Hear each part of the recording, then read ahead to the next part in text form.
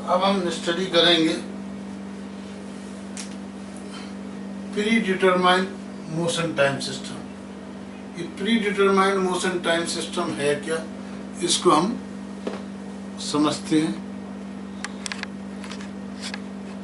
Pre determined motion system, okay. तो predetermined motion time system में क्या है कि जो डिफाइंड मेजर, जो वर्क मेजरमेंट टेक्निक्स है, हम क्या करते हैं, नॉर्मल और बेसिक टाइम एक सेट कर लेते हैं, स्टैंडर्ड सेट कर लेते हैं, इस्टेब्लिश कर लेते हैं on the basis of work measurement. जो वर्क मेजरमेंट टेक्निक्स हैं उनके द्वारा हम नॉर्मल और बेसिक टाइम इस्टेब्लिश कर लेते हैं for time taken and human motion. Particular human motion के लिए क्या टाइम होगा, ये सब हम वर्क मेजरमेंट से प्री डिटरमाइन कर लेते हैं और उनके बेसिस पे जो टाइम वैल्यूज होती हैं, ये स्टैंडर्ड टाइम वैल्यूज यूज की जाती हैं for further to build up time for a particular project. इसके बेसिस पे हमने टाइम फिक्स कर लिया, मान लो कटिंग का 10 मिनट, शेपिंग का 20 मिनट्स, सर्कलिंग का 30 मिनट्स, फिनिशिंग का 20 मिनट्स। अब हमें केवल ये किसी पर्टिकुलर काम में केवल कटिंग एंड शेपिंग इन्वॉल्व है, तो हम 10 + 20 यानी इसका फिक्स कर देंगे 30 मिनट। चारों इन्वॉल्व है तो 10 + 20 + 30 + 20। यदि हमें रॉ माल देना है तो 10 + 20 + 30, क्योंकि ये फिक्स फिनिशिंग वाला स्टेप खत्म हो जाएगा। तो इस तरह हम बेसिक टाइम और ह्यूमन मोशन के बेसिस पर एक defined time for a particular job establish कर लेते हैं। पर ये इस तरह का जो कि जनरली सारे इंडस्ट्रियल एंटरप्राइज में जो काम होता है उस बेसिस पे एक स्टैंडर्ड सेट हो जाता है।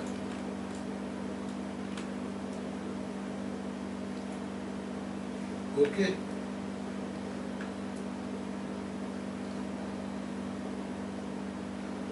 सेट हो जाता है और इसकी एक प्री डिटरमाइंड टेबल होती है पर्टिकुलर ऑपरेशन की। जिस तरह लॉक टेबल वगैरह होती है, इसी तरह पर्टिकुलर एक्शंस की टेबल है। तो वो जो pre determined motion time system की जो टेबल है उसको मैनेजर्स, जो ऑपरेशंस के मैनेजर्स होते हैं या इंजीनियर्स होते हैं, मोशन टाइम इंजीनियर्स के, उस टेबल का यूज करके पर्टिकुलर जॉब के लिए कितना समय चाहिए तो उसकी पर्टिकुलर स्टडी ना करके उस प्री डिटरमाइंड टेबल को यूज करते हैं। जिस तरह हम किसी टेबल को यूज करके फार्मूलेज के लिए कैलकुलेशन ना करके उस टेबल को यूज करते हैं, तो प्री डिटरमाइंड सेट स्टैंडर्ड्स होते हैं। उस स्टैंडर्ड्स के बेसिस पे हम लोग क्या करते हैं, पर्टिकुलर जॉब में कितना टाइम लगेगा ये निकालते हैं on the basis of pre determined tables. Okay, तो ये हमने एक समझा PMTS। अब हम एक नेक्स्ट टॉपिक पे जाते हैं जिसको हम कहते हैं वर्क/एक्टिविटी सैंपलिंग।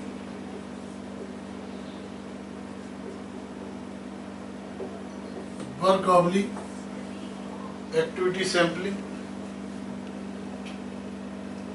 तो वर्क सैंपलिंग क्या है? Work sampling is a work measurement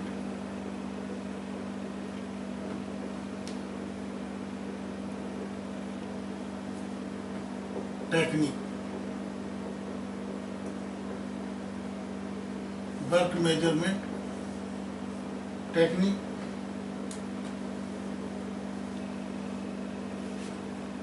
work activity sampling is a work measurement technique that randomly samples the work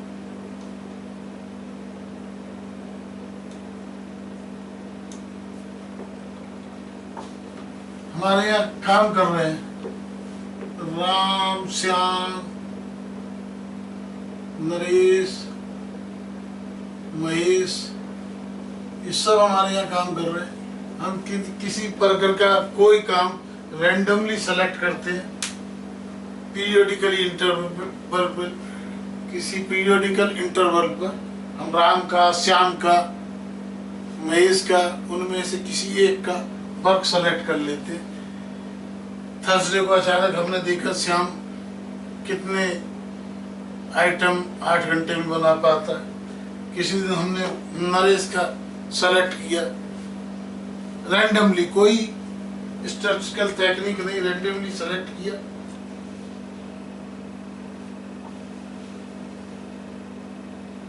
और उसके बेसिस पे हमने एक टेबल बनाई, प्रोपोर्शन बताया कि कितने घंटे में कितना काम होता है, इसके एक प्रोपोर्शन बनाया और उसको हमने ऑब्जर्व करके एक टेबल के रूप में पुट किया। इसमें बहुत सारी ऑब्जर्वेशन ली जाती है। ऑब्जर्वेशन ले जाने के बाद में इसको हम algebraically P equal to x upon L, यानी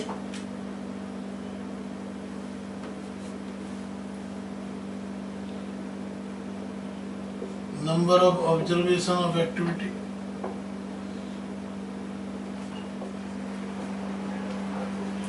only total number of observation। यानी हमने एक बार देखा कि ये 12 बना रहा है, 12 एक्टिविटी कर रहा है, ये 15 कर रहा है, ये 17 कर रहा है, ये 7 कर रहा है, तो हमने 4 बार ये ऑब्जर्व किया तो हमने टोटल लगाया 12 प्लस, फिर एक बार हमने किया ये 8 कर रहा है, ये 16 कर रहा है, ये 20 कर रहा है, ये 10 कर रहा है। टोटल हमने ऑब्जर्वेशन कितनी की है 8, और टोटल एक्टिविटी कितनी हुई इन 8 ऑब्जर्वेशन में। इसके बेसिस पे हम निकाल लेते हैं कितनी नंबर ऑफ एक्टिविटी होंगी। ओके, समझ में आया? तो ये हम एक्टिविटी निकालते हैं सैंपलिंग के लिए। और यदि हमें डिटेल में स्टडी करना कि इस वर्क स्टडी एक्टिविटी या सैंपलिंग में क्या क्या स्टेप्स इन्वॉल्व हैं, हाँ जी, अब हम समझेंगे स्टेप्स इन्वॉल्व। स्टेप्स, सबसे पहला स्टेप है डिटरमाइन ऑब्जेक्टिव।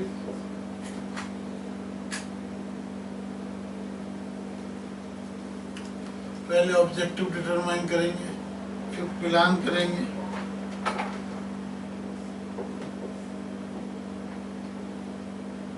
परसेंटेज, कितनी हम परसेंटेज सैंपलिंग करेंगे, क्या हमारी एक्यूरेसी लिमिट होगी,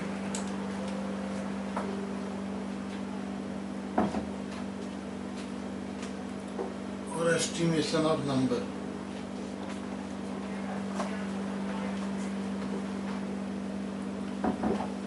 सबसे पहले हम एक्टिविटी, सैंपल एक्टिविटी के लिए ऑब्जेक्ट, क्या हमारा ऑब्जेक्टिव है, फिर हम एस्टिमेट करेंगे percentage of time being devoted to each phase of the activity, और उसको setting of the accuracy limit, फिर एक्यूरेसी लिमिट सेट करेंगे। Next is the estimation of number of observations required.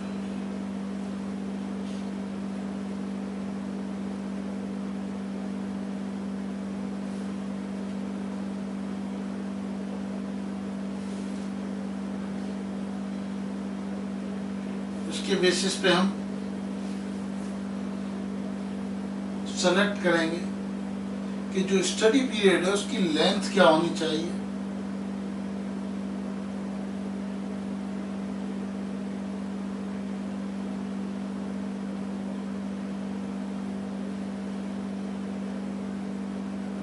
और ये जितनी भी हमारी स्टडी है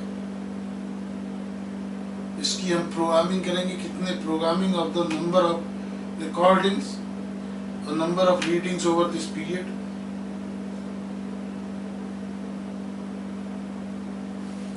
और इन सब डेटा को कलेक्ट करके प्रोसेस करेंगे और उसके बेसिस पे हम रिजल्ट निकालेंगे। तो basically step in work study क्या है? ये बेसिकली यदि आप इसको स्टैटिस्टिक्स से जोड़ें तो वर्क सैंपलिंग कुछ नहीं है, this is only A statistical theory of random sampling and probability of the normal distribution. आपने स्टैटिस्टिक्स में रैंडम सैंपलिंग पढ़ा है? यस सर पढ़ा है। प्रोबेबिलिटी ऑफ नॉर्मल डिस्ट्रीब्यूशन पढ़ा है? हाँ जी सर वो भी पढ़ा है। उसके बेसिस पे स्टैंडर्ड डेविएशन का कॉन्फिडेंस लेवल पढ़ा है?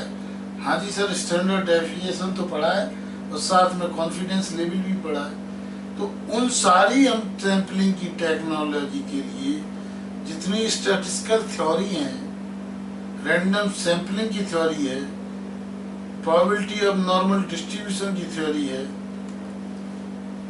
स्टैंडर्ड डेविएशन के अंदर प्लस माइनस करके जो स्टैंडर्ड डेविएशन निकाला जाता है, उन सबको यूज करके हम वर्क सैंपलिंग के बेसिस पे अल्टीमेट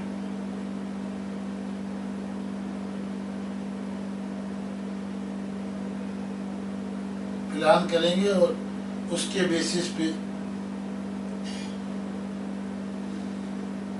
हम निकालेंगे क्या कि एक पर्टिकुलर एक्टिविटी के लिए टोटल कितने ऑपरेशंस की जरूरत है। तो पर्पज क्या है सैंपलिंग का? Total operations required for a particular activity. हाँ जी समझ में आया? Total operations required for a particular activity, ये हम सैंपलिंग के बेसिस पर स्टैटिस्टिकल टूल्स यूज करके करेंगे।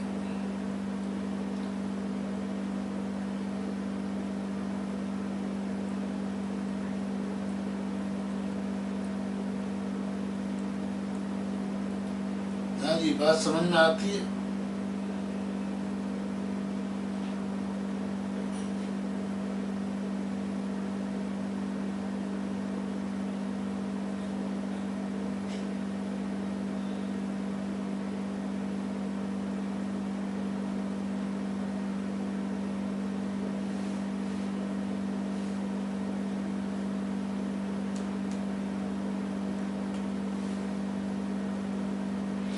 यदि यहाँ तक कंप्लीट हुआ वो समझ लिया आपने तो आगे बढ़ा जाए।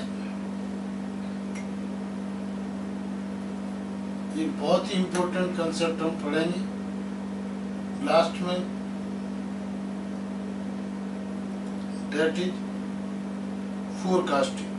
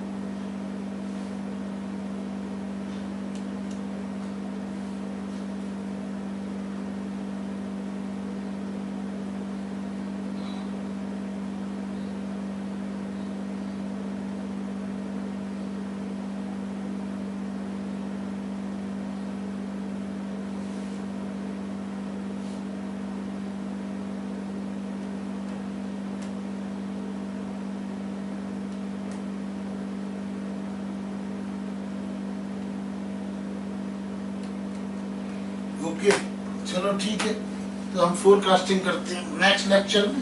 आज का लेक्चर हम वर्क एक्टिविटी और वर्क सैंपलिंग के साथ कंक्लूड करते हैं। Thank you very much.